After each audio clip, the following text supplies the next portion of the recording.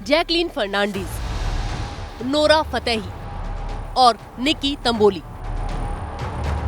इन तीनों का दावा है कि सुकेश चंद्रशेखर के चंगुल में फंसने से पहले इन्हें नहीं पता था कि उसका आपराधिक बैकग्राउंड है। सबसे पहले बात जैकलीन फर्नांडीज की। सिडनी यूनिवर्सिटी से पढ़ी 37 साल की जैकलीन ने 2009 में बॉलीवुड फिल्मों में डेब्यू किया। 2 साल पहले जैकलीन ईडी के रडार पर आई। सुकेश चंद्रशेखर के ठगी केस से जुड़े मनी लॉन्ड्रिंग केस में जैकलीन आरोपी है। यानी ईडी के मुताबिक जो पैसा सुकेश चंद्रशेखर ठगी करके कमा रहा था, जैकलीन उस काले धन को सफेद बनाने में शामिल थी। मगर जैकलीन का कहना है कि वो तो खुद सुकेश की शिकार बनी और उसके चक्कर में अपना सब कुछ गंवा बैठी। जैकलीन ने बयान दिया है कि सुकेश ने मुझे गुमराह किया, मेरा करियर और आजीविका बर्बाद कर दी। पिंकी ईरानी ने मेरे मेकअप आर्टिस्ट को तैयार किया कि मैं सुकेश से बात करूं। उसने मेरे मेकअप आर्टिस्ट को बताया था कि सुकेश गृह मंत्रालय का एक बड़ा सरकारी अधिकारी है। सुकेश ने मुझे खुद को सन टीवी का मालिक और जयललिता का रिश्तेदार बताया।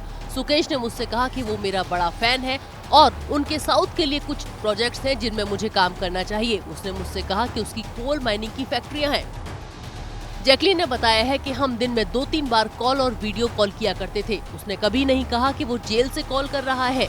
उसकी वीडियो कॉल की बैकग्राउंड में एक पर्दा और एक सोफा दिखाई देता था। मैंने सुकेश के निजी जेट में ट्रैवल किया। जब मुझे केरल जाना था तो उसने मुझसे कहा था कि मैं उसके निजी जेट से जाऊं। केरल में उसने मेरे लिए हेलीकॉप्टर का इंतजाम किया था। 2 बार मैं सुकेश से मिलने चेन्नई उसके प्राइवेट जेट में गई। उससे मेरी आखिरी बार बात 8 अगस्त 2021 को हुई। उसके बाद उसने मुझसे संपर्क नहीं किया। मुझे बाद में पता चला कि वो ठगी मामले में तिहाड़ में बंद है।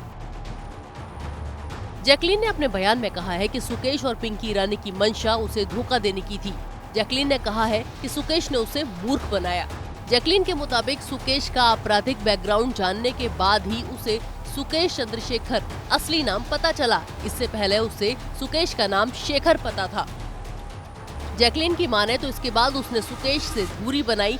तब भी पिंकी उससे कहती रही कि उसका फैसला गलत है। जो मीडिया दिखा रहा है उसे सच नहीं मानना चाहिए, क्योंकि पिंकी सुकेश को अच्छी तरह से जानती है और उसने सुकेश के लिए 12 साल काम किया है। पिंकी के जरिए ही सुकेश लोगों को फंसाता था। सुकेश मेरी भावनाओं के साथ खेला और उसने मेरी जिंदगी नर्क बना दी। माना जाता है कि सुकेश के साथ नाम जुड़ने के बाद जैकलीन को कुछ फिल्मों से भी हाथ धोना पड़ा। जैकलीन ने सुरेश से mini Cooper car, limited edition perfume से लेकर महंगे जूते, डायमंड ईयररिंग और ब्रेसलेट जैसे गिफ्ट लिए थे। हालांकि जैकलीन ने ये भी कहा कि उन्होंने मिनी कूपर कार वापस लौटा दी थी। एक्ट्रेस नोरा फतेही से भी जांच एजेंसियों ने सुकेश ठगी केस में पूछताछ की है।